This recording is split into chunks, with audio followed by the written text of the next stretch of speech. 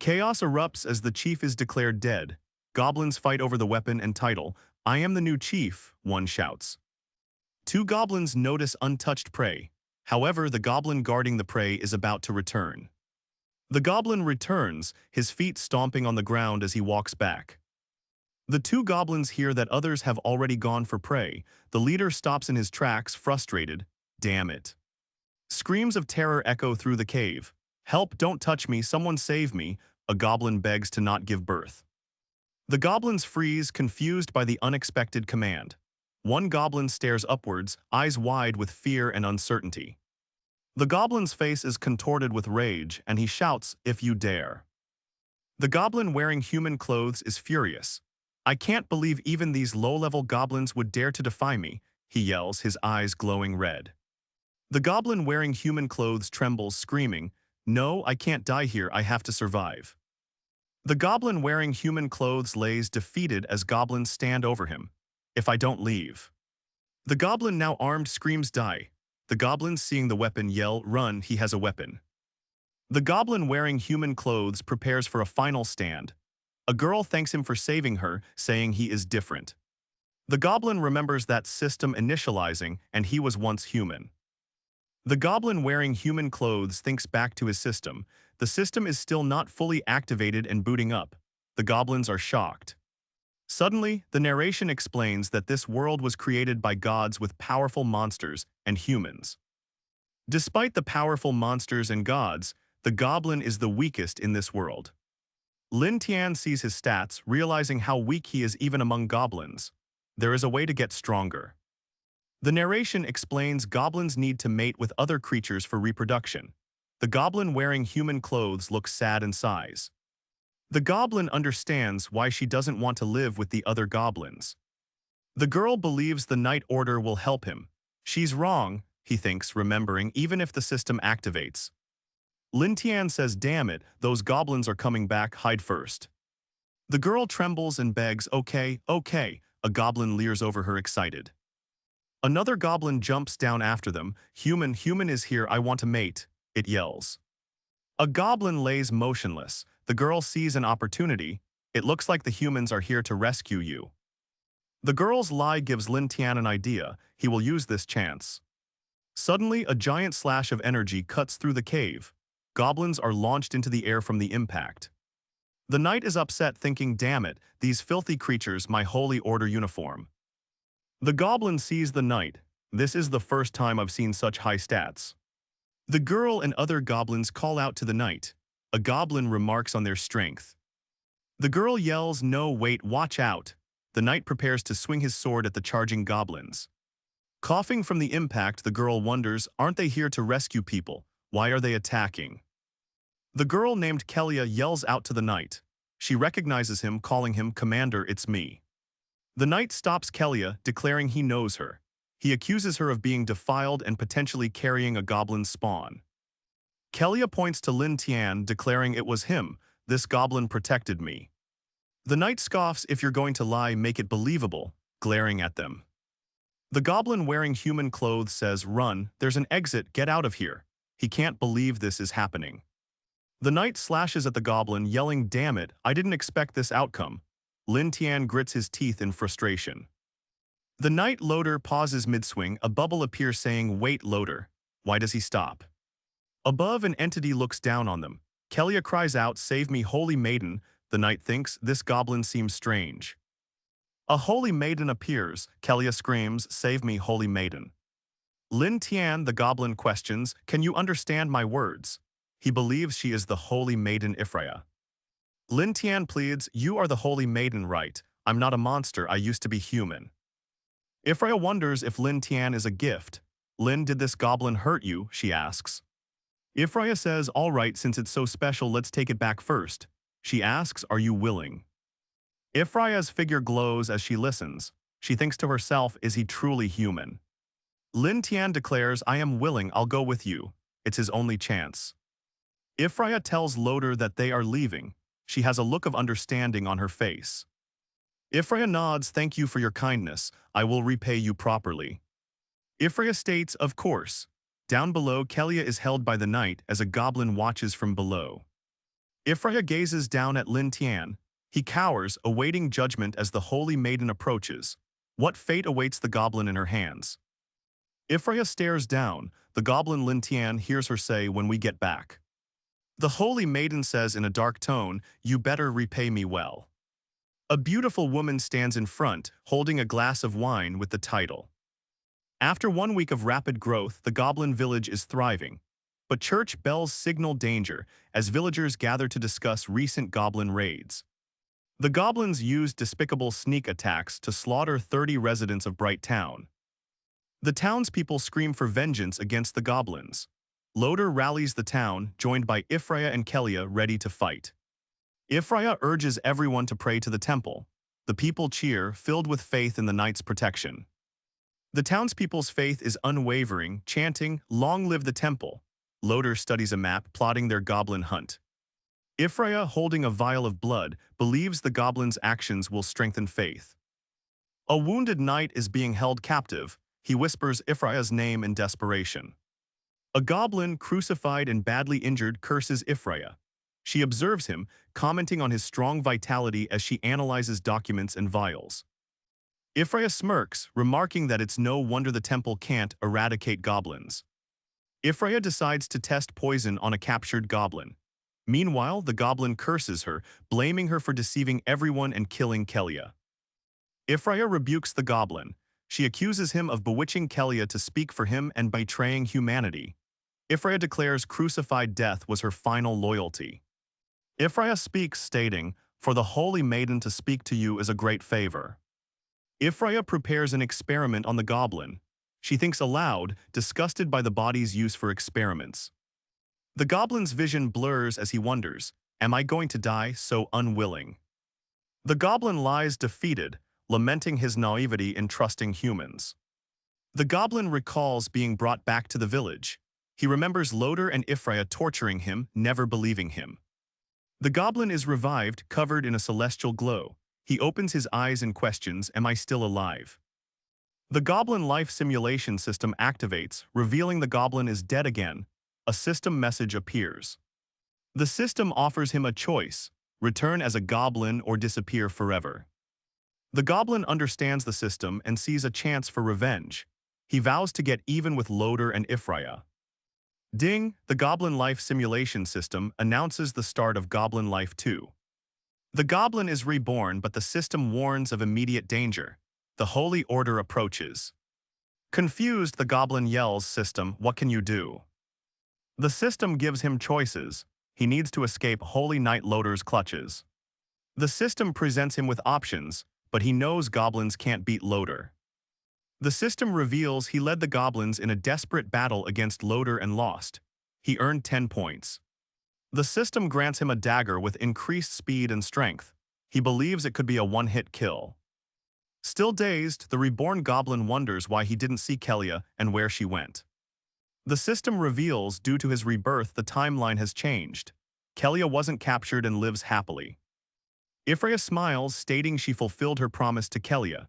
The reborn goblin realizes, "I must escape and survive." Two holy knights approach the goblin cave, confident in their easy victory. Suddenly, the reborn goblin hears them. A holy knight boasts, "Any goblin that runs is trash and can be crushed." The reborn goblin clutches the dagger, annoyed by the system's constant reminders. "Damn holy order," he thinks, focusing on survival. A distressed voice yells for help, claiming goblins captured her in Bright Town. The holy knight confidently strides into the cave, calling out, "I'm here to take you back." The reborn goblin emerges from the darkness, taunting, "Come on, human." The hooded figure yells at another, "What are you dawdling for? Hurry up," he smirks. A knight swings his sword in panic. "What's going on?" Before him stands a goblin, his red eyes gleaming. Loader falls to the ground, a gaping wound across his chest. He looks up aghast. "You can actually speak human language." The goblin raises his dagger. The man below pleads for his life. "I have a family, a daughter," he cries, showing a locket. He continues to beg for his life, offering gold and even a human girl to the goblin. "Consider the benefits." The goblin shouts, "Stupid beast, die," then slashes downwards. A spray of blood erupts. With a final slash, Loader's vision fades. Nearby, a strange figure approaches. Its clothes are ragged, unlike the other goblins. The dagger slices through the air, another kill marked by the goblin horde. The goblin hears Loader's comrades, the sound of pursuit drawing closer. "We'll meet again soon," he says. The surviving knight stands over Loader's corpse, Ifraya nearby. "What's going on?" he yells, panic filling his eyes. Ifraya questions if the goblin that killed Loader was a mutant. The knight confirms it, worried about it escaping. Ifraya licks her lips, her eyes shining with malice. A mutant goblin must be really fun. The goblin sits alone, his clothes torn. "Finally, I survived," he exclaims, taking a bite of an apple. The goblin's eyes glow with malice. "In this life, I'll make them suffer," he vows, his heart filled with hatred. A figure cloaked and hidden is surprised by the goblin's presence, questioning who's there. The hooded figure reels back in shock, shouting "Ah," before whispering, "Goblin, it can talk." The hooded figure's attack begins, written words highlight the attack. What will happen next? He prepares to run away, but a goblin girl is injured nearby. "It hurts," she cries. "Why?" The hooded figure stares at another goblin. "What's going on?" A goblin speaking complete sentences. A system message appears before the goblin, promising godhood. "Mating can make me a goblin god." The goblin contemplates his power-up. Nearby, a hooded figure holds a crying goblin girl. "Sorry, I didn't mean to." The goblin pats her head, comforting the crying girl. There, don't cry." He warns her that crying will attract Loader and his group. The goblin gently asks the injured girl to join his tribe if she has nowhere else to go. "You're so kind," she says, surprised by his gentleness. She asks if there is really a goblin tribe nearby. The goblin girl, touched by his kindness, shakily agrees. "Why, yes, I'll take you there." He thinks to himself, "I was just worried about subordinates." The injured goblin pleads to the former human, "Take me to your tribe." He glances at a small goblin camp nearby. Surrounded by goblins who mock his appearance, he declares, "I'm here to join you. Let me see your ladder." The goblins laugh, eager to capture the newcomer and bring him to their boss. "He's not a bad guy, don't act rashly." Other goblins laugh in the distance. A big goblin level 25 appears. "Boss is here, haha." The big goblin's stat screen appears, showing skills and level 200. He yells, "Who's making all the noise?" A big goblin with a skull staff asks why the human was brought back. The goblin smiles menacingly, satisfied that the situation is unfolding according to plan. The goblins are excited to eat him. The human stops them, bargaining for his life, offering weapons. The goblin stops him from talking to the others and demands to know what weapons he can make. He doesn't believe the man is being honest. He tells the goblin that with iron ore he can make tools. With time, he can make better weapons than what he has. The goblin gives the human a chance. He must find iron ore and craft tools within 3 days to survive. The big goblin brings forth Ifraya, the holy maiden, as well. He laughs, believing he's won. The man decides he needs to use this time to get stronger. As the sky darkens and birds fly, the man's time is running out. The tired goblin girl tries to catch up, pleading to the others to wait because she's tired. The goblins beat Ifraya, calling her lazy. Ifraya cries out in pain as the goblins continue to assault her, calling her useless and asking for death. The goblin wearing human clothes brought her along to find ore, not to fight. He demands ore to survive. He glares intensely, his grip tightening on the blade. "You'll all die." The goblins are scared, and one confirms the goblin wearing human clothes, warning. The former human knows making iron tools won't save him. It's just a matter of time. He realizes that just making tools isn't enough. He will need strength to survive. "Goblin Yue, don't cry." He promises to protect her and provide for her from now on.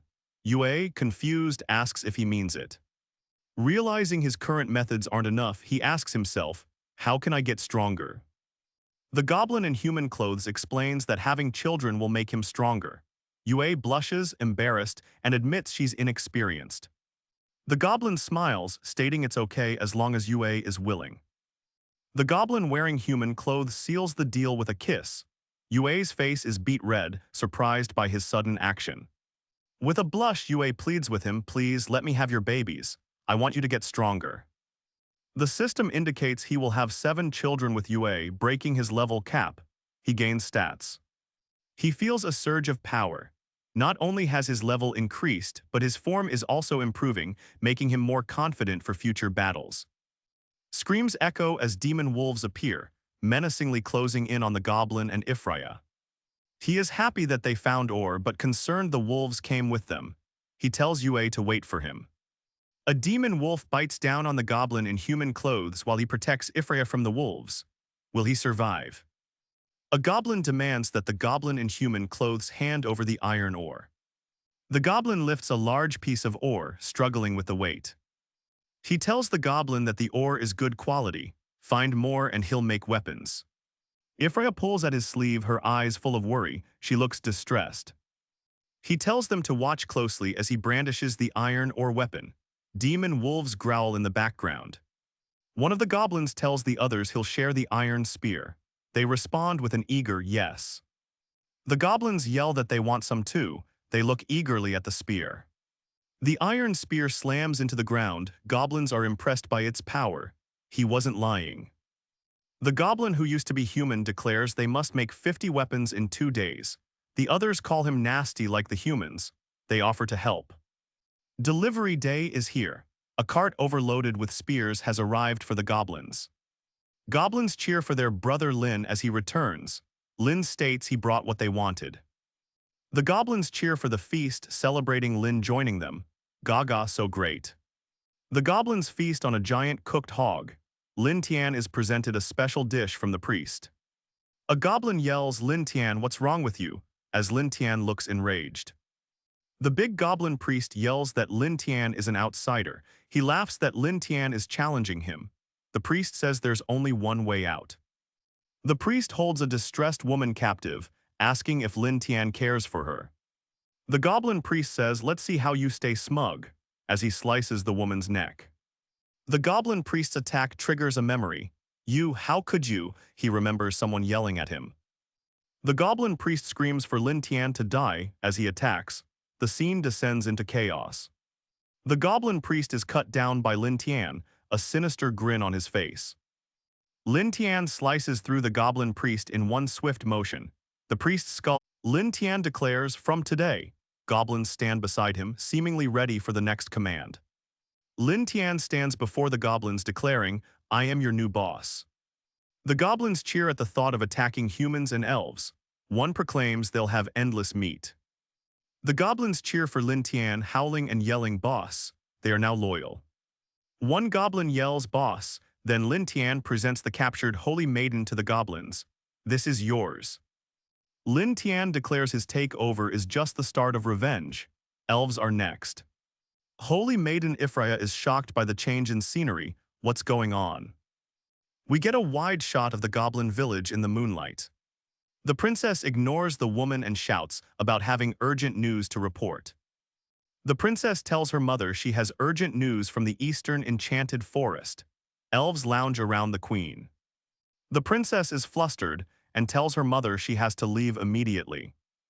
The queen stops her, pointing out the princess rushed to see her. The princess is worried, saying it's about the goblin tribe. The queen scoffs, goblins are weak. How could they be important? The princess found a giant bear dead and eaten. She saw goblin footprints.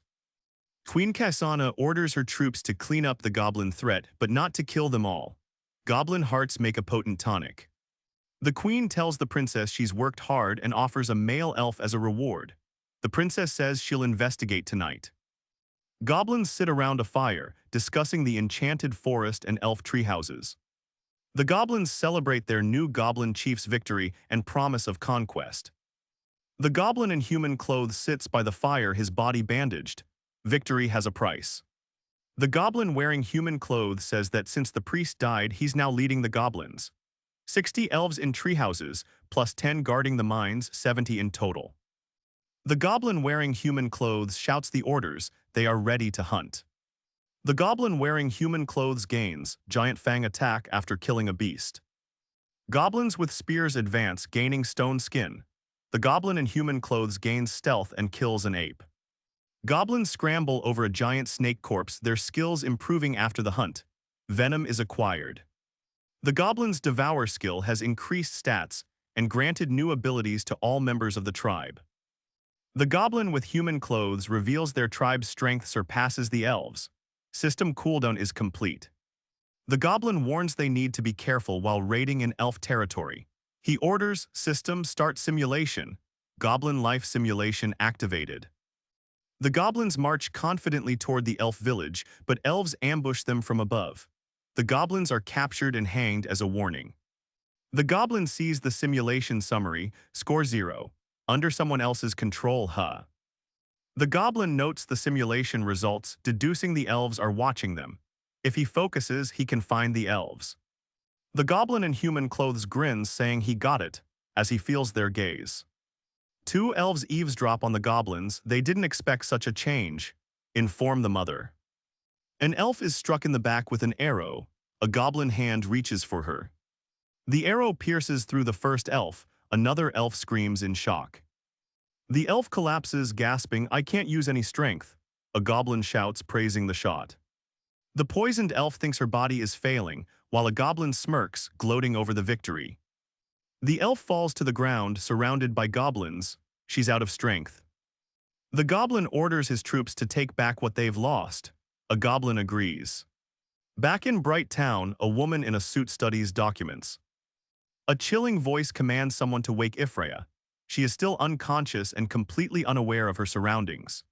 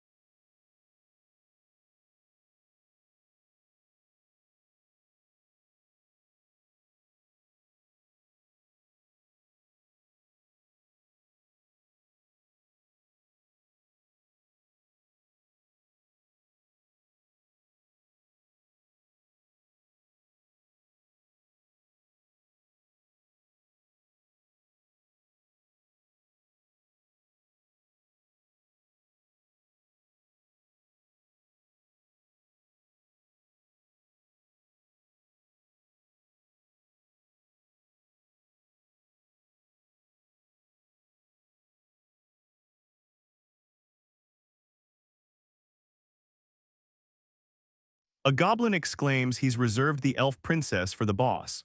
Goblin fluids have a special effect on female creatures. Ifraya proclaims that elves would have destroyed the goblins without her mother's kindness. A mysterious figure scoffs at her words. A high-ranking goblin states that the elves that Ifraya knows are quite different. He believes his subordinates wouldn't lie. The goblin wearing human clothes states there is no more need to explain. He orders the goblins to eat the dead elves. Ifraya screams as the system congratulates someone for reaching level 30 cap. From a distance, a large building is shown as a woman cries out she can't continue. The woman states they should stop since the potion is done. Someone asks if Kasana has returned. An elf suggests sending warriors to the goblin tribe to support Kasana. Someone replies that Kasana won't return tonight. A man's voice shouts, "Who's there?" as he stands guard over the elves. Arrows rain down, piercing the goblins. The elf princess looks on, but goblins quickly restrain her. Above, someone asks, "Goblins?" The goblin in human clothes states Kasana is captured. "We're going to become family now." An elf points her sword at the goblin wearing human clothes. She demands to know what he has done to Kasana.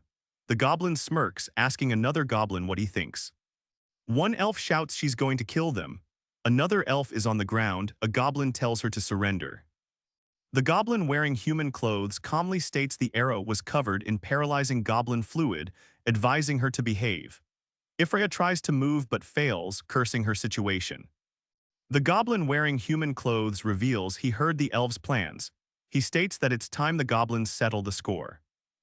An elf asks what that was as goblins appear by the window. A goblin says it's about time. Another goblin wants to talk about cooperation. The elves are begging for help from above. They don't want to be taken by the goblins. The elf demands to know what the goblins have done to her tribe. The goblin says they are stronger now. The goblin holds a knife to the elf's throat. He says he needs stronger goblins. Ifraya begs the goblin, offering herself in exchange for her children's safety. She promises to do anything he wants, so long as they live. Far away, the goblins have established a camp in the forest. "Holy Mother," someone exclaims. Kasana's companion apologizes, realizing the goblin's strength. The only way for the elves to survive is to breed with the goblins. The goblin tells the captured elves to stay inside and give birth. Anyone with bad intentions will be killed. Kasana understands but has a request. Goblins are enjoying the elves, but Lin Tian wonders if attribute problems are the issue. The goblin says he can't care for all the babies himself. He orders the elf to help raise the children. These elves will strengthen the tribe. Lin Tian examines his status after mating with Ifraya. My qualification has been unlocked to the highest level. Half a month passes, filled with the sounds of babies crying in goblin cages. Lin Tian considers Loader his next target. Some elves scream in terror at the goblin children. How many newborns do we have so far? The goblin wearing human clothes asks the elf beside him. The goblin wearing human clothes is excited. Kasana screams in pain. Kasana cries out as she gives birth, claiming she can't do it anymore. The elves ask if the goblin knows what he's doing. Kasana cries in pain, "Shut up, they're also my children."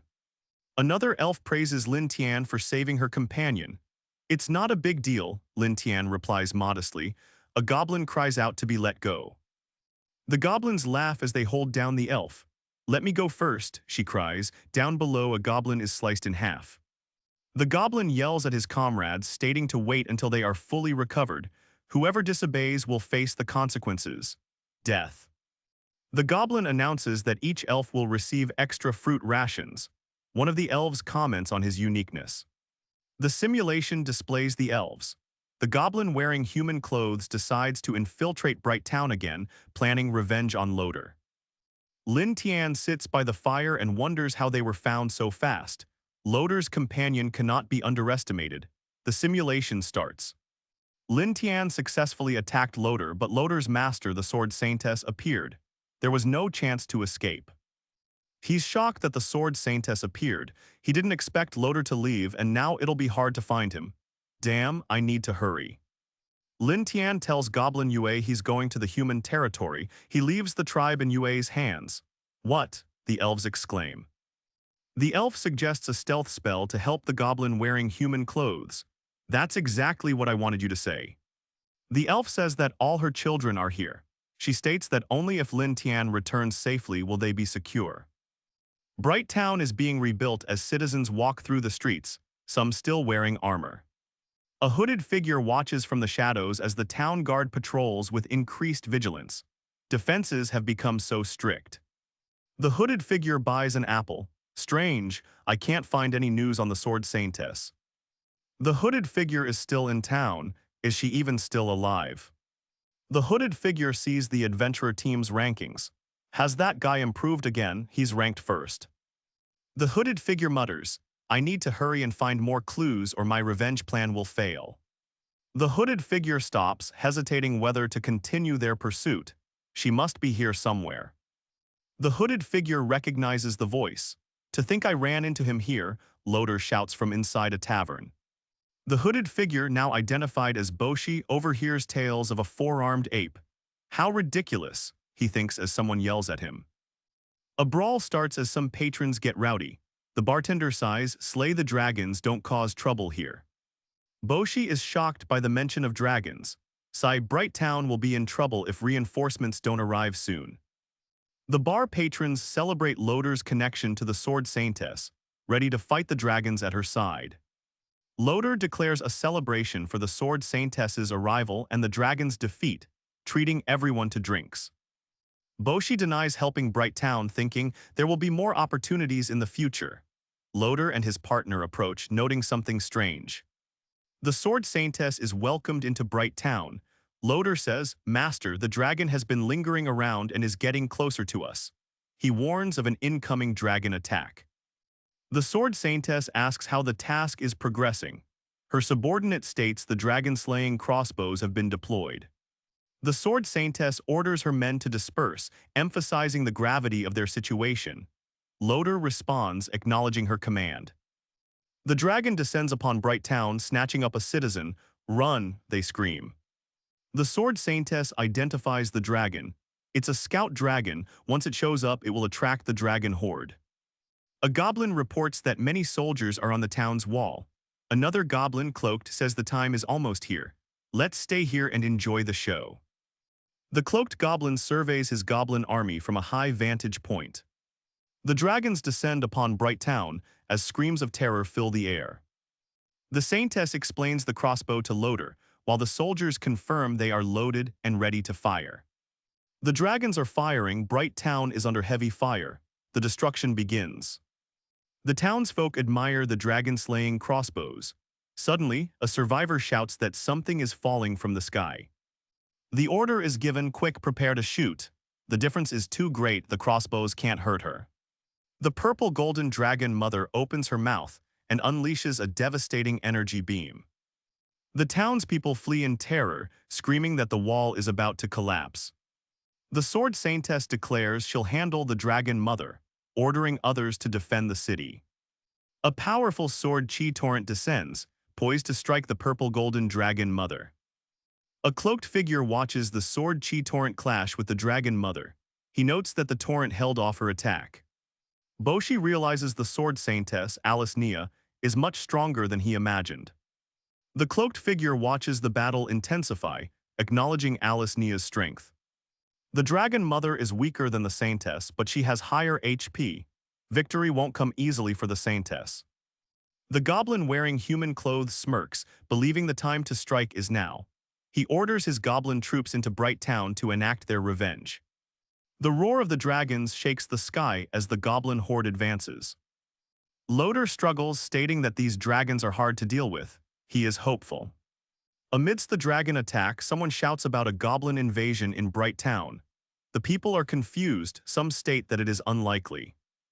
Civilians scream for help as they flee from the goblin horde. Loader grits his teeth, realizing how dire the situation is. Alice Nia orders Yevlia to join her, leaving two to handle the dragons. People scream for help as Loader and Yevlia are ambushed by goblins. One goblin is heard shouting with a cruel laugh. Blood splatters across the sky, a chilling prelude to the goblin ambush. A captured soldier cries out as goblins surround him. Goblins have filled Bright Town. The goblins swarm through Bright Town, cutting down anyone in their path. The goblins swarm the struggling soldiers. One shouts a warning to his comrade. The cloaked figure appears to be helping the goblins kill off the remaining soldiers.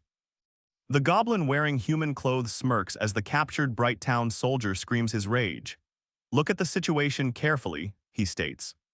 A soldier screams in pain as the goblin wearing human clothes moves to strike. The goblin orders some goblins to take the saintess and Loader into the sewers. Alice Nia seems to be winning against the purple golden dragon, but goblins swarm her. A voluptuous woman holding a gourd in a room with Japanese-themed interior. The dragon hybrid screams, "Die you filthy witch," as Alice struggles to keep up. Alice unleashes her steel gale technique against the purple golden dragon mother. The dragon mother screams in pain as Alice's attacks start landing. Alice wonders if Loader is doing okay. The purple golden dragon mother screams, "I'll come back," as she flees the sword saintess. With the sword saintess out of the picture, Bright Town is left unguarded.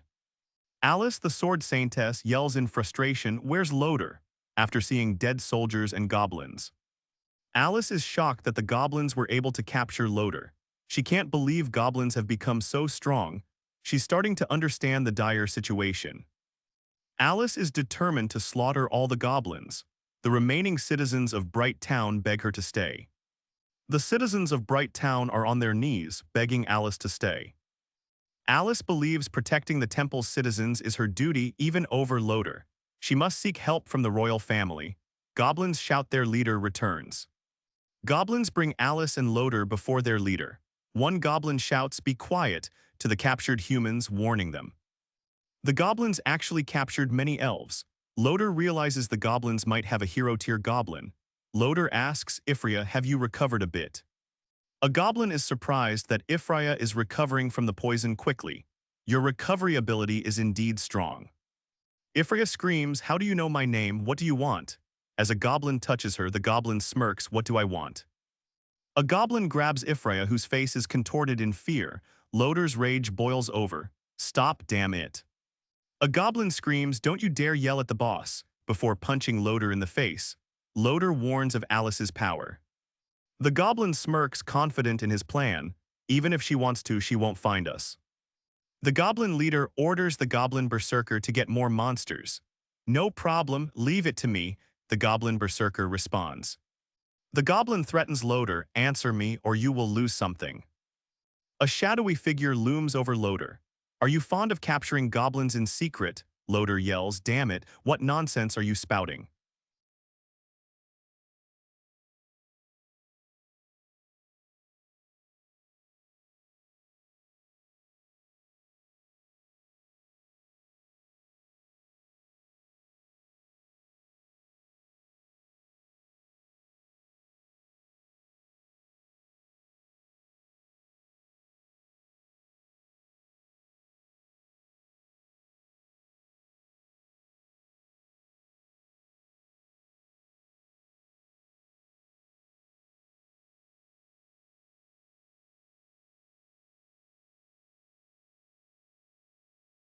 Loader screams in pain, clutching his ear, you damn goblin.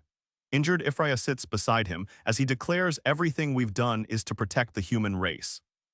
The goblin questions the humans' motives, suggesting killing them is easier than rescuing them. For the humans, for duty. The goblin wearing human clothes declares that the conversation is over. The goblin proclaims he's an inherently evil monster. Ifraya screams for Loader, begging him to save her. Loader screams at the goblins to stop. A goblin clutches Ifraya as she cries, repeating her words to her. He smirks, saying, let's see if your Loader enjoys watching. Loader can only scream no, as goblins surround Ifraya, closing in on her prone form. A goblin yells at another not to kill the sword saintess. They need her alive. A goblin reassures someone that Ifraya is alive and well for now. Goblins guard the captured sword saintess and knight. The others enjoy their spoils. A blonde woman holds a goblin child as another brings a basket of fruit. The elf queen holds a goblin child. She says, I see you've taken a liking to him. An elf says mother as a goblin baby reaches for her breast. A goblin informs the boss the hunters have returned. The boss says what? Goblins question the early return of a hunting group. An excited goblin berserker says, boss, we're back. The goblin boss questions their early return. Was the hunt successful? A goblin explains they wiped out local monsters. They went west. The goblin wearing human clothes asks the hulking goblin which tribe it's from. The goblin states it's the Bloodfang tribe, all high-tier goblins. Many tribes were attacked. The goblin boss plans to capture leaders to create strong third-generation goblins. He laughs, mocking the humans near death. The goblin in human clothes smiles, I almost forgot about you since you've been quiet. The goblins start to line up.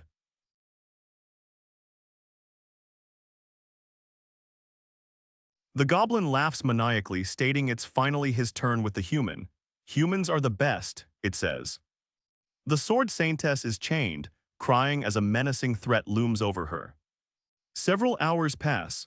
A goblin asks Lin Tian if they'll attack the Bloodfang tribe. The goblin in human clothes announces the tribe will be called the Tian Quang tribe.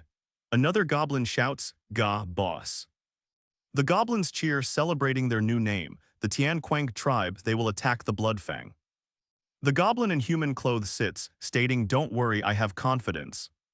The sword saintess is tied up injured but says, I still have a trump card. The goblin in human clothes observes the demonic forest from afar. Let me take a look at their actual strength. The goblin in human clothes thinks he can manage them all. They are still goblins. The goblin seems scared, whispering about the arrival of the Bloodfang tribe leader. A hulking figure adorned with chains and a menacing weapon steps into view. The sword saintess is forced to call the goblin her master, like a dog.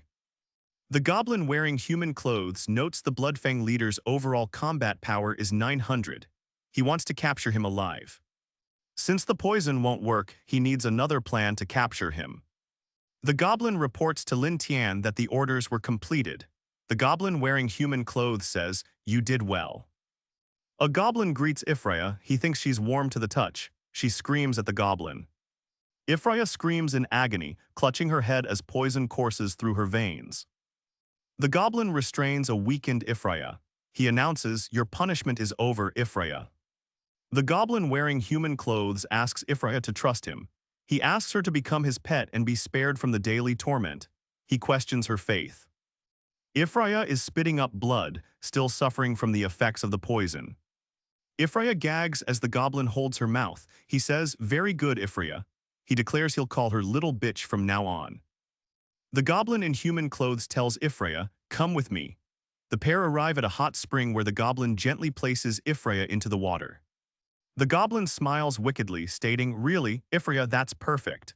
He then leans in close and whispers, "I want to see you use the skill Holy Light Cage." The goblin stands near Ifraya, curious about the Holy Light Cage skill described in the book. Ifraya grits her teeth, gathering her holy power. The goblin observes Ifraya and Loader from afar as Ifraya begins summoning her power. He smirks, "That's right, Ifraya, well done." Lin Tian walks with Ifraya, leaving the cages holding the prisoners of war. The man imprisoned behind bars demands, "Ifraya, have you recovered? Kill that goblin and restore my body." The imprisoned man yells, questioning how Ifraya could be tamed by a goblin. The goblin in human clothes states she has already willingly submitted. Ifraya, dazed, says everything was voluntary. As Ifraya begins to summon her power, Loader is shocked and terrified. The man is bound between the bars, looking tired and beat up. He is sweating and bleeding from his mouth. A speech bubble says, "The only purpose of your existence is to be slaughtered by humans." The goblin wearing human clothes looms over the imprisoned humans. He gives them two choices: submit to me or die here. Lin Tian reflects on Ifraya's true identity. He thanks the goblin for the vital information, promising a reward. He instructs the goblins to keep the captured man awake, then orders Ifraya to follow him. The goblin in human clothes decides it's time to crush the Bloodfang tribe. The Bloodfang tribe prepares for war. A goblin tells their leader that everything is ready. The leader declares they will attack and destroy the southern tribes. The Bloodfang tribe leader is told they will capture elves and have some fun. Goblins surround him, praising his power. Another goblin arrives, saying someone seeks him. A low-level goblin questions the goblin wearing human clothes. The goblin leader claims to know the Bloodfang leader. The goblin in human clothes stands before the Bloodfang tribe leader. He asks, "Are you a mutant?" The goblin in human clothes dismisses the Bloodfang leader's words. He states that he wants the leader's head. He gives the remaining goblins two choices: submit or die. The goblin in human clothes gives the goblins a choice: obey or die. The goblin beside the Bloodfang leader asks if he keeps elves captive. The goblin says the Bloodfang leader's genes are good. The Bloodfang leader sneers at the goblin's threat, calling him a fool. The goblin in human clothes silences the Bloodfang leader. The leader boasts of his future conquests and domination over elves and humans. The other goblins chant, demanding the Bloodfang leader be crushed. The goblin sighs, it's useless to talk further. A menacing eye appears. The Bloodfang leader lets out a final scream as he is brutally attacked. The surrounding goblins demand his death. Goblins around him shout for vengeance. The goblin in human clothes shouts, "Come out," as light shines from his hands. The goblin notices the sudden silence. He activates invisibility. The goblin says it's because of his silent step skill. He orders them to kill everyone in the Bloodfang tribe. The goblin wearing human clothes orders everyone to attack. Goblin warriors appear with silent step. The goblins realize the goblin in human clothes has been deceiving them. They vow revenge, even if they escape from the tribe. The Bloodfang leader looms over the smaller goblin, enraged and ready for a fight. The goblin in human clothes calls out to Ifraya. Holy light surrounds her as she remains imprisoned. The remaining goblins are confused by the sudden change. The goblin in human clothes praises Ifraya, saying she is even stronger now. He tells her to go back and get her reward. She repeats, "Master." The Bloodfang leader, bound in chains, curses the goblin in human clothes. He smiles, amused by the threat. The Bloodfang tribe leader is subdued and chained. The goblin in human clothes stands above him with a bloodied knife, no longer any threat. The guards are surprised that the goblins captured the hero. Lin Tian tasks Goblin Moon with overseeing the artificial insemination. He tells the goblin girl to prepare Ifria. Lin Tian tells Yevlia to get dressed later. He needs to go meet someone, a friend. A friend? Yevlia asks surprised. Lin Tian smirks, that's right. Lin Tian stands next to two giant tied-up beasts. Dragon Island is far. Lin Tian stands beside a dead beast on the shore. The quickest way to reach Dragon Island is to summon a dragon. A massive dragon soars in towards the beach. The goblin looks from within the dragon's stomach. As expected, they've caught the scent of blood and arrived. The dragon launches into the sky towards Dragon Island. The dragon flies toward Dragon Island, a silhouette against the landscape. It finally lands as another dragon peers in. The goblin says, just as I predicted, these dragons aren't hunting just for themselves. He looks down, now to find the dragon mother. Lin Tian is standing in front of a massive eye. Something is coming. The dragon speaks, wait, I recognize you. You're the goblin leader who attacked Bright Town. What are you doing here? Lin Tian approaches the purple golden dragon mother. He states, wait, I'm here this time to discuss cooperation. The dragon curiously asks why but agrees to listen. The purple golden dragon mother says, if you can satisfy me, I might not eat you. She knows Lin Tian seeks revenge on the Sword Saintess. The dragon mother is surprised Lin Tian seeks the Sword Saintess. You've piqued my interest a little, she asks. How do you plan to deal with that wretch? The dragon mother asks, and what about you? What can a bunch of goblins do against the Sword Saintess? Lin Tian responds, direct confrontation won't work. The dragon mother laughs, seeing how Lin Tian plans to use his tribe. Shall we consider our deal sealed? The purple golden dragon mother says, how about I give you a little reward? The goblin in human clothes thinks female dragons in breeding season are something else. He dismisses one, deciding to give other rewards first. Which one should I choose? The Tian Quang tribe's village is established. A man tied to a cross wonders why he hasn't been rescued. Loader tied to a cross realizes the goblins are short. He spots a wyvern overhead fearing dragon fire. The goblins nearby are on guard. The goblins panic at the sight of a dragon. But wait, someone is riding on top of the beast. The goblins cower. Lin Tian is back, riding the purple golden dragon mother. I'm back, he announces, surveying the goblin village he's returning to. The goblins cheer for their boss. Lin Tian tells the dragon mother to rest. The goblins cheer as Lin Tian passes. Loader wonders if he's seeing things. The Royal Knight Order is on the move. They march through the city, their armor gleaming in the sun. Where are they going? What do they plan to do? The Royal Knight Order is startled at the sudden arrival of the Sword Saintess. Time is running out, no need for formalities. Lin Tian sees the system's options, grind, capture, or time skip. He hopes to avoid an ambush from the Sword Saintess. Time acceleration is initiated. He remarks that the forest is no longer providing sufficient experience. He received 20 life points.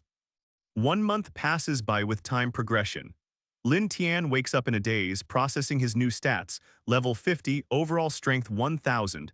He wonders why his overall strength isn't growing much. A female goblin reports that many of the newborn goblins are stillborn. Lin Tian, looking concerned, asks what? Before witnessing several dead, pale goblins near elven women. The goblins wonder how this could happen, asking each other if they know. One goblin says only 3 survived. Heh, do you really think? Lin Tian cackles, knowing the reason for the stillbirths. Goblins mock a woman tied to a stake for thinking she could prevail. Lin Tian tells the goblin berserker the prisoner is his toy. The prisoner is enraged, vowing revenge. Lin Tian thinks it's too late to nurture new species. He needs hero goblins. Is there any way to upgrade the goblins? Lin Tian stands in shock, suddenly realizing the dragon mother is right behind him. Lin Tian wonders what's happening. He sees the dragon mother is transforming. Is she becoming a demi-human? Lin Tian is stunned by the dragon mother's demi-human form. He wonders if she intentionally left something special for him, calling it a convenience. The dragon mother has fully transformed into a lustful demi-human with horns. Lin Tian is surprised. He sees a system notification congratulating him on his promotion. The goblin wearing human clothes is thinking to himself, "It's just one dragon. I've evolved into a hero class. She told me to swallow her blood, but she did this too." The dragon mother yells at Lin Tian to give the goblins her blood. They'll return to her afterward, and goblins question what's happening. The goblins celebrate their evolution after drinking dragon blood, confident they'll become even bigger and stronger. Meanwhile, Lin Tian sits calmly near the dragon mother. Lin Tian reflects on the power of the dragon race. He realizes they've all evolved to hero class, but their overall strength is still low. Time to visit the system shop. Lin Tian grins, gazing at the system screen. 180 credits is enough for good equipment. Lin Tian purchases the elemental crossbow and blade stealer from the system shop. Lin Tian observes Loader tied to a cross. He smirks, thinking Loader is the perfect test subject for his new crossbow. The narration states Loader is about to experience the power of Lin Tian. A woman cries out for help in the enchanted forest. A mage states the monsters are boring to fight. The captain urges his group not to waste the opportunity before them. The mage notices something out in the dark forest, alerting the captain to the danger. The mage screams about spiders. The archer states it's just a class 3 bug.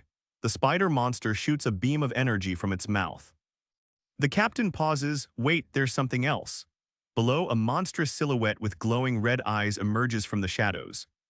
The mage and the captain are shocked. It's a hero-class goblin. It must be the leader. The adventurers believe they have secured victory. Now the fame belongs to us.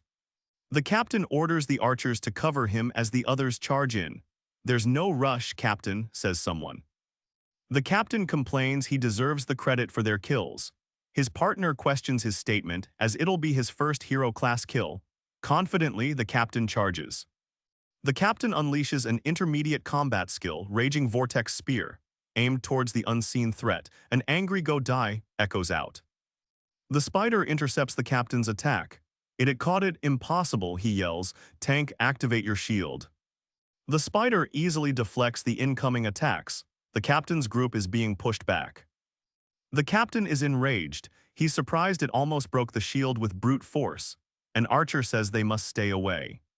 The mage yells that they've been ambushed and there is an assassin. He commands them to surround the long-range troops, quick. An assassin goblin lurks in the shadows. The mage shouts, "Captain, look," at the spider, sensing something else. The captain is down. "Oh God," he says as the goblins approach. A man coughs, begging for help. Two goblins stand over him saying, "Heh, these are ours." One goblin says, "She's mine." Another says, "Hee, I'm going to." "No, she is for the tribe," they yell. The other goblins agree with the two from earlier. They claim that they are the strongest now and their tribe should listen to them. They pledge loyalty to their big brother. Back at Bright Town, people shout in alarm. "They're back, the hero classes are back." The goblins return with captured humans. Someone asks Lin Tian if he is sure he can control the goblins. A goblin declares his desire to eat the captured man. Then Lin Tian says, "This man has information I need. Let him down." A hulking goblin offers to exchange Loader for women. The elves react in shock as a goblin gropes them.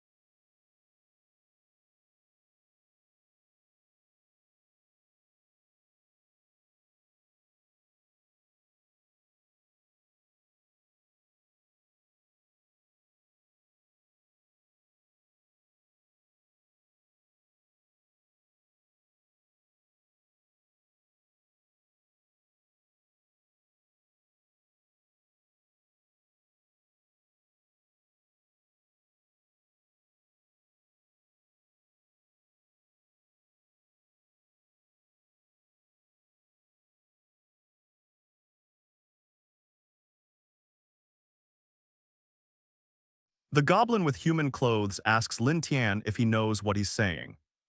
The goblins declare their loyalty to Quank because of his strength. Goblin Quank is called the mastermind. The goblin says that he will be forgiven if he captures Lin Lin. A powerful goblin yells that they'll kill Lin Tian and rule the tribe. An elf looks worried while a goblin smirks. Before them lie a group of dead elves and a goblin. The goblin in human clothes is talking to Goblin Quank. After leveling up, I understand many things. A goblin tells Quank that he became the leader by defeating the old leader. Quank says that he'd like to try. Two goblins watch Quank. Quank is covered in a fiery aura as he says, "You sure you want to challenge me?" The goblins cheer on Goblin Quank to kill his challenger and steal the women. Lin Tian smirks at the display of support. Lin Tian holds a ball of fire. "Hero-class goblins follow me or die," he announces. The injured soldier realizes they were captured during a goblin power struggle. One goblin claims to be the better leader, but only a few goblins stand with him. The challenger declares he's different, that he merely pursues strength. Goblin Quank realizes the challenger is even stronger now. Goblin Quank swings his massive blade, infused with purple energy. The challenger dodges, impressed by his speed. "You're not bad, take this." The challenger slashes forward with a fiery blade, his eyes full of determination. The challenger strikes with a fire blade. Goblin Quank, impressed by the challenger's speed, is shocked by his skill. Goblin Quank realizes he can't dodge, he must take the hit head-on. The challenger breaks through the fireball and slices Goblin Quank, forcing him to scream. From above, Lin Tian scoffs. An explosion throws Goblin Quank and the challenger back, both shocked by the powerful blast. Goblin Quank swings, impossible. The challenger catches the blade. "A nice strike, but I have this skill, Blade Stealer." The challenger prepares to activate his Blade Stealer skill to catch his opponent. A prompt asks Goblin Quank if he wants to continue. Quank replies, "No, I accept the death penalty." The challenger stands over Goblin Quank, who is defeated and bloody on the ground. Lin Tian smirks, "HMPH, where did he learn this from? He's stubborn." The challenger watches the goblins plead for mercy, calling them spineless. "Rise, Goblin Quank, the challenger has won." The challenger towers over Goblin Quank, offering him a chance to live. "Really, boss?" The challenger declares he can't forgive the spineless goblins. Goblin Quank now pledges his loyalty to the stronger challenger. Red lightning crackles above Lin Tian as he addresses his goblins. "Go and devour those rebellious goblins, it'll make you stronger." Loader, bound to a cross, is asked who he provoked to warrant such treatment. A goblin says Lin Tian is no normal monster, but a monster that will shake an empire. The challenger laughs, calling them trash. He warns that the Sword Saintess will bring knights to kill the monsters. Loader is defiant. He states that he's been played. He asks to be killed rather than insulted. The challenger asks to die rather than suffer Loader's fate. "Okay, I'll accept that request." Alice startles in the hot spring, worried. Why so flustered? Did the knights return? Alice, in a rage, demands to know what the challenger has to say. "What do you mean annihilated?" The Sword Saintess is in trouble, a call for her rings out. The Sword Saintess questions Loader, asking why he looks worried despite repelling the dragon attack. He responds with a hesitant yes, but. Ifraya demands Loader tell her why he brought her to this location. Ifraya is livid as she demands, "What did you say?" upon hearing the report. Support the team by reading the series on our website drakescans.com. The Sword Saintess assesses Loader's grave wounds, deeming potions useless. She questions how he was so hurt with the knights. The fallen knight is pleading. A group of hero-class goblins took the captain. The Sword Saintess urges caution, saying be careful, because they're quite extraordinary. Someone is down, gasping for air. An unknown person encourages Loader to stay strong as he lays injured. No way a goblin did this. The knight scoffs, "So what if they are hero class? We'll destroy those low-level beasts." Someone shouts, "Hold it." The Sword Saintess demands reinforcements for Bright Town. She vows to kill the goblins and the purple gold dragon herself, but the Silver Blade team. One knight asks if the captured have any chance of survival, but another advises the Sword Saintess that they're beyond help. Kasimov, captain of the Reaper Knights, confidently proclaims, "Those who boast die first." He believes the Silver Blade team was too cocky. The Sword Saintess bravely declares she will rescue the captured. A knight questions, a whole team got wiped and you'll go alone. Kasimov is confident and mocks the hero-class goblins. He claims he defeated 4 Titan warriors previously. There's no chance they can harm me. The injured Kasimov smirks, just sit and wait for the good news. Lin Tian opens the simulation panel. It details a successful defense, a hero-class clan established, and authority solidified. However, the Grim Reaper Kasimov infiltrated the clan, causing heavy losses. Goblin Quang scoffs at Kasimov's solo counterattack, questioning the damage one man could cause. Attack strategies appear on screen. Quang plans a preemptive strike on Kasimov, fearing heavy losses. He acknowledges Kasimov is no pushover. Kasimov is seen in the Goblin village. He laughs maniacally, happy that someone finally knows how to fight. He taunts the goblins, claiming they're dead meat. He boasts about fighting many Titan warriors before. The Goblin questions why Kasimov is trusted. Kasimov asks the Goblin, what are Titan warriors? The Grim Reaper laughs maniacally, believing he has the upper hand. Haha, it's over for all of you. Quang states that it appears Kasimov got something after all. He says, just wait to get your ass whipped. The Goblin believes caution is necessary. He thinks, I should send someone to gather intel. Meanwhile, a hooded figure rides through the forest, cloaked in shadow and mystery. The hooded figure notices the unnatural silence and then comes across a gruesome scene. It's the remains of the Silver Blade team, a group of trash. A mysterious rider approaches on horseback, noting the fresh blood with amusement. The hooded figure wonders if he can enjoy his time. A scream rings out. A rider passes through the forest, unaware of the cries for help. A figure with a skull belt asks, where's that coming from? A woman is held by the neck. A goblin is on horseback, riding away from Bright Town at full speed. She is now on her knees, but who is towering over her? A figure on horseback looms, asking, you are? A woman cowers, tears streaming down her face. Ifraya cries out, begging Kasimov for help from her unknown captor. The cloaked rider asks Ifraya how she survived, demanding, where's Loader? Ifraya sobs, claiming Loader is dead and she escaped the tribe. Goblin Quang demands she reveal their location, his face hidden. Goblin Quang responds to Ifraya's claim with a disbelieving HMHP. Is that so? Quang coldly tells Ifraya to go away and not bother him, as he has business to take care of. Kasimov realizes Loader is dead, gleefully anticipating his solo knight skill boost. He plots to attack first, not fearing even a hero-class tribe. An exclamation point looms above Quang as he rides away on horseback. Suddenly, Kasimov is struck from his horse by an unseen assailant. He looks up, shocked, whispering an ambush. Kasimov screams, Ifraya, what are you doing? A holy light strike hits him hard. Kasimov falls to the ground after Ifraya's attack, his life hanging by a thread. Ifraya towers over a fallen Kasimov, stating, the master told me to kill you. A massive holy light blast erupts, signaling Ifraya's betrayal of Kasimov. Kasimov, captured and held by Ifraya, yells, you dare attack me, bitch. He's caught off guard by her betrayal and struggles against her hold. Ifraya holds a staff as she straddles Kasimov, who looks up in shock. Ifraya declares she won't hold back. She enjoys skinning people. She sees this as a chance to stack her buffs. Quang's damaged face appears. No wonder you came alone, he states coldly. Ifraya, chained, is behind Kasimov, holding a black steel sword. Kasimov states her skills are difficult to deal with. Kasimov reels from the attack, realizing his ambush was predicted and foiled. How did that low-class goblin steal my weapon? Kasimov is shocked. Could it be you told her to attack me?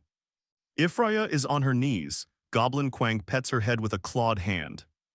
Quang states he's disappointed, thinking they were stronger, just assassins. How did they even find out about him? Kasimov, enraged, declares he'll send them to hell without buffs or weapon.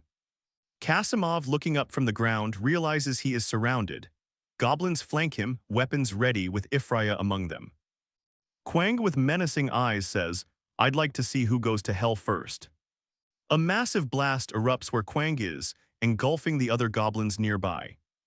The explosion overwhelms Kasimov as he is caught in the blast radius. Ifraya is battle-ready, covered in blood, wielding a bloody sword. She's prepared for more fighting. Back at the Tian Quang tribe, goblins announce the return of their leader. They cheer as he brings back his prey. Ifraya coldly stares at Kasimov's corpse. Is this the so-called all-powerful Grim Reaper? What a pity. The angry goblin swears revenge. He believes protecting Bright Town has been a terrible strategy. He suspects a league is present. The goblin in human clothes speaks, Gobshin, this prey is for you. Goblins respond gratefully, thank you, boss. The goblin's gaze turns to the sword saintess. Hypocritical and sadistic traits make for interesting breeding candidates. Lin Tian eats as he sits. Once Kasimov's defeat spreads, it will crush the sword saintess's morale. Lin Tian smirks sadistically. Haha, sword saintess, you truly are a greedy saint, it seems that. Goblin Quang orders all goblins to gather at once. Tomorrow, I will lead you to accomplish something big. A knight reports, my lord, Kasimov's body was found outside the city. The court is shocked at the report. Goblins killed Kasimov. With a serious expression, Ifraya concludes, we cannot afford to remain passive any longer. The sword saintess orders the battle roar squad to seek reinforcements. A soldier agrees, acknowledging her order. The sword saintess's team rides to the capital, seeking reinforcements, though it will take 4 days. Soldiers question the city's defense. The sword saintess realizes that goblins and dragons are too much. She's breaking out to seek reinforcements immediately. Goblin Quang realizes the purpose of the sword saintess's journey. Oh, so that's the reasoning. A knight yells, wait, his team approaches the broken bridge. Captain, the bridge has been destroyed, what now? The armored knight suspects the destroyed bridge is a goblin ploy. They must rebuild the bridge and cross before nightfall. As dusk settles, a knight shouts, finally it's done, time is short, hurry across. The team moves swiftly. The knight is baffled as the area darkens suddenly. He realizes not good, as a shadow looms. A dragon descends upon them. Someone shouts, wait, look on the dragon's back as they notice a rider. The knight realizes that dragons and goblins are working together. Lin Tian smirks, you really work fast, he expected a detour. The armored knight confronts the dragon. So, it was you who destroyed the rope bridge, I'll kill you myself. Dragonfire engulfs the area, a knight yells, run, it's dragonfire. They desperately try to escape. Dragonfire destroys the bridge as a woman shouts, Captain, our bridge. A knight grits his teeth, damn goblins. Enraged, the armored knight vows revenge. I'll capture you and torture you to death. A message implies that the goblins and the dragon mother are closing in. Knights realize that goblins have them surrounded. One knight thinks the Wyvern Corps might be coming. He sees an opportunity to solve the goblin crisis. The commander orders the knights to break through and report back now. One replies. One of the knights roars in rage as the goblins surround them. He shouts that they will be wiped out as soon as the saintess arrives. A knight realizes this isn't a breakout, the goblins are deliberately letting him escape. It's the goblin's plan, someone is riding the dragon. He reveals there is no dragon mother, just a trick to lure the saintess out. What will happen to Bright Town now? A knight screams. Ifraya readies herself for battle, her determination unwavering as she fights for what she believes. Knights yell to take down the dragon rider, knowing Bright Town is lost. They need to hold until the saintess arrives. Kasimov thinks, damn it, their strength matches mine. Goblins surround him. The tide is turning against the lone knight. Flames rise as Goblin Quang prepares to unleash another phase of his plan. The goblin smiles darkly, you're not so tough yourself. He tells his goblins that their time is short. A message booms, finish the knights before the saintess arrives. From above, a dragon rider prepares to descend. The knight is forced to the ground by a powerful gale suppression. Damn it, I can't hold on, he shouts, it's me. The hooded goblin riding the horse tells his underlings to devour the corpses before the saintess arrives. On the ground, a goblin foot and a human leg lie intertwined. Bodies litter the battlefield. Ifraya yells, are we, realizing something has gone terribly wrong. Her eyes are filled with fury as she looks around at the goblins. Anxious thoughts race through someone's mind, already too late. A knight cries out, Commander. An angry goblin cries out, vowing to avenge fallen comrades. Ifraya arrives, commenting that nothing remains. A giant claw emerges from the ground, and a voice asks if dragons join goblins again. A knight realizes a goblin controls the dragons and orders them. A mage yells in disbelief, seeing the commander and others burnt by dragon fire. The saintess must. From above, the order comes down, annihilate them. Ifraya thinks the dragons aren't the real threat. Ifraya yells in shock, realizing it was all a trap. It's a decoy. The knight shouts, urging everyone back to Bright Town quickly. Something bad is about to happen. No, this can't be real. Amidst the devastation, Ifraya surveys the battlefield, a scene of carnage and despair. Her mission to protect the town has failed, only death remains. Ifraya falls to her knees, shocked at the death and destruction before her. How could this happen? It can't be true. The human is calling for his father, but there seems to be no reply. As the town weeps, the princess is defiant. She blames the knights' constant boasting for their inability to protect the town from the goblin invasion. With a gasp, Ifraya chokes on her own blood, staring at the unseen attacker with terrified eyes. I. The villagers berate Alice as she kneels, questioning what kind of saintess she is. The woman with horns is pleased. She realizes Lin Tian is successfully destroying the sword saintess spirit, even without direct confrontation. Beneath the silent moon, a new power rises, the Tian Quang tribe. Goblins at the village are stirred by a declaration: boss is back. The lead goblin Gobdi reports a successful raid. Spoils and prisoners abound, some surrendered to become captives. The goblin reports that Kyria and her family were escorted out of the city with a cart of gold. Gobdi and Gubshana are praised. The woman with horns smiles with satisfaction. This time, I believe the sword saintess has completely broken down. The horned woman knows the sword saintess is ill, finding it pleasing. However, she desires more dragon attacks on Bright Town. The dragon mother is exhausted from flying back and forth. What reward should she request? The goblin holds the sword saintess face, telling her to look at these.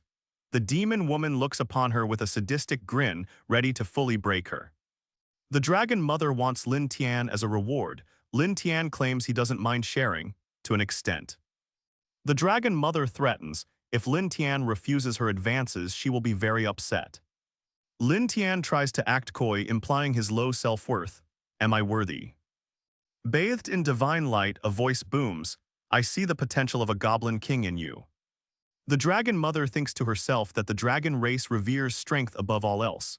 It is in my nature, then I can only. Visibly flustered, Alice responds that she'll humbly accept. Goblins watch 3 baby dragons. Lin Tian is pleased by the free stats. He decides to sneak away while the dragon mother is asleep. The dragon mother is incredibly strong. Lin Tian thinks that if he is forcibly kept by her, it will be troublesome for him to slip away. The woman with horns imagines Lin Tian leading the goblins to a new world. The text in the manhwa translates to what, signaling incoming conflict. The elves are surprised. The goblin wearing human clothes says he's freeing them because he has human captives to breed now. A collection of women nervously say, "Dear mother," seemingly upset about recent events. The elf kneels and says he's not a normal goblin and asks to follow him. He considers her offer, seeing her intentions. The elf women are emotional. Some vow to only follow dear mother and the leader, refusing to be left behind. The goblin in human clothes declares the captives are his subordinates, ensuring safety. The elf women are grateful and follow. The goblin boss declares the captive too small to breed. An elf offers artificial assistance, seen as the only solution. The elves are calling for their leader because Gobuson appears to be dead. The goblins are confused by another goblin's bizarre death, scratching himself to death while hiding. The mysterious atmosphere is thickening. The goblin boss Gobuson laughs triumphantly as he revives, empowered with strange energy. The elf looks on in shock, his plans potentially ruined. Gobuson exclaims he survived and got stronger. The goblin in human clothes approves, ordering a focus on goblin breeding. Bright Town is shown with a tavern. Locals discuss the sword saintess's capture, hope for her recovery dwindles. The Blizzard hero captain scoffs at the idea that goblins pose a real threat. A nearby soldier excitedly announces the arrival of His Highness, Sir Earl. 3 months pass, yielding 150 heroic goblins. The royal family issues bounties on them with gold rewards. The text above Lin Tian references the sword saintess, but he focuses on a bigger problem. The elf leader says, "Lighter, report," looking to Lin Tian. The goblin in human clothes is asked what's wrong. He reveals that the new goblins are matured, but the forest resources are running low and goblins are starving. The goblin orders his wolves to move out immediately. Below, 2 elf women look on, wondering. The text states that the cave behind the waterfall with its complex tunnels is ideal for their new home. The goblins are claiming the area. Lin Tian orders the goblins to clear rubble, set security, and care for captives' children. "Yes, at your command," they comply, ready to work. The goblin wearing human clothes declares new rules to his tribe, promising safety. Lin Tian has settled his tribe. It's time to investigate Bright Town's situation. A hooded figure orders a drink. The bartender asks about Prince Zeiser's monster hunting assignments. Boshi realizes Bright Town's defense rests on Prince Zeiser. He then demands his promised reward for the information. A shady figure demands the goblin extermination bounty, or 1,000 gold. Someone spots Gru, the Grey Hate Mage, the party leader. The wizard responds to the knight, "Old man, you've got quite the attitude." The knight scoffs, "How dare you?" Some patrons wonder why Alice is here, others hush them in fear. One says he's here for the dragon. The hooded figure believes killing a dragon will rank him as an epic adventurer. He warns people not to underestimate goblins. The man argues that he's lived nearly 100 years and seen more goblins than women. Another says they've been enemies for tens of thousands of years, and extermination is difficult. The knight cautions that even the sword saintess suffered losses to the goblins. He then asks the wizard to team up. The wizard agrees, eager for the bounty. The party discusses their next move. One suggests charging straight in, another suggests a more cautious approach, scouting first. A knight in peculiar armor examines a map of the area. Where will it lead? The old wizard refuses to be involved, seeing the goblin situation as too troublesome. Someone hums thoughtfully, looking at a knight's decorated armor. "That guy." The old wizard calls the hooded figure a weirdo, not expecting Goblin Slayer to appear. The Goblin Slayer is equally surprised. The old wizard apologizes for failing to recognize the hooded figure. The hooded figure responds coldly, not wanting recognition. The wizard notes that their voice is even disguised. The prince asks Goblin Slayer to join his cause to wipe out the goblins. Goblin Slayer refuses the offer, seeing them as dead weight. The wizard scolds anyone crying for help when goblins capture them for slaughter. The old wizard shouts, "Stop wasting time, strike first." Another asks, "Now are you sure?" The mounted goblin Quang surveys the area ahead, alongside a silent companion. The system scans Goblin Slayer, revealing his title and combat stats. What's going on? The goblin, now in human clothes, asks if his system is malfunctioning. The system states, "Apologies, host, there's no issue on this end." The goblin senses something is happening nearby. The system displays Prince Zeiser's stats. He's a holy knight with 1,300 strength. Gru, the archmage, is considered hard to deal with. The other figure doesn't believe the two are a threat. The mysterious armored figure says, "We should keep a closer eye on that goblin slayer." The wizard observes the ruins. This is strange. A goblin tribe this size should have been discovered ages ago. A skeleton knight beckons the wizard forward. "Hey, old man, come check this out. What is this?" The wizard examines the hair closely. "If I'm not mistaken, this is elf hair. Are they helping the goblins?" The wizard explains, "These butterflies are drawn to the scent of elves. Maybe we can track the elves and goblins this way." The wizard wonders if the butterflies lost the scent of the elves after crossing the river. The knight believes they should wait for the goblin slayer to make the first move. The wizard points, "Look over there across the river." Someone yells, "It's goblins, chase them." The goblins chase after the fleeing soldiers through the forest and across the river. The hooded figure smirks from atop the dragon. "Well done, the prey has taken the bait." Someone watches a knight standing by a glistening lake. What are their plans? The armored figure thinks, "I plan to deal with those two, but not this one with that smug grin." Someone takes a dip in the cool water. Perhaps she is gathering power. The hooded figure smirks. The goblin slayer is actually a woman. The hooded figure thinks, she doesn't seem human and she's deliberately trying to lure me. Could she have noticed him? Boshi thinks while flying above the forest, this woman is a bit tricky. I'd better deal with the other two first. Boshi examines the goblin slayer, wondering what species she might be. I'd love to savor the experience. The wizard stops his group. He stopped. Everyone stay alert, the goblin tribe must be nearby. Arrows rain down on the forest as the goblin slayer is pursued. The wizard yells, everyone get back, it's an ambush. A massive beam of magic energy rips through the forest. You've still got it. The expedition has found the goblin's location. They're here, shouts a soldier. The wizard yells, that one is a hero-class goblin, focus all attacks on it. The wizard shouts fireball spell, unleashing a torrent of flames upon his foes. The goblins deflect the fireball spell with a magical barrier. The wizard exclaims in disbelief, what? The humans realizing the goblins are more powerful than they thought. A hulking goblin, seemingly unfazed, towers over the surviving expedition members and shouts, even after that they're still alive. A knight calls out, look around.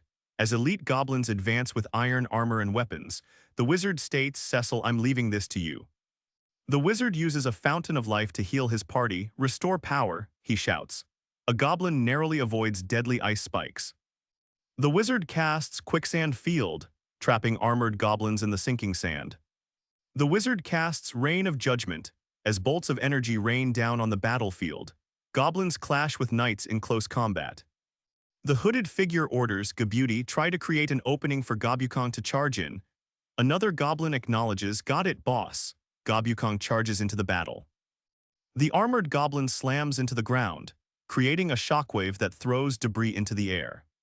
The wizard shouts in frustration, arg damn goblins, realizing he's in trouble. His spell did nothing to slow them down. The knight looks enraged at the goblins, ready to continue the fight. A knight cries out to the heavens for strength, oh, holy lord. The knight prepares to fight. Advanced magic is cast.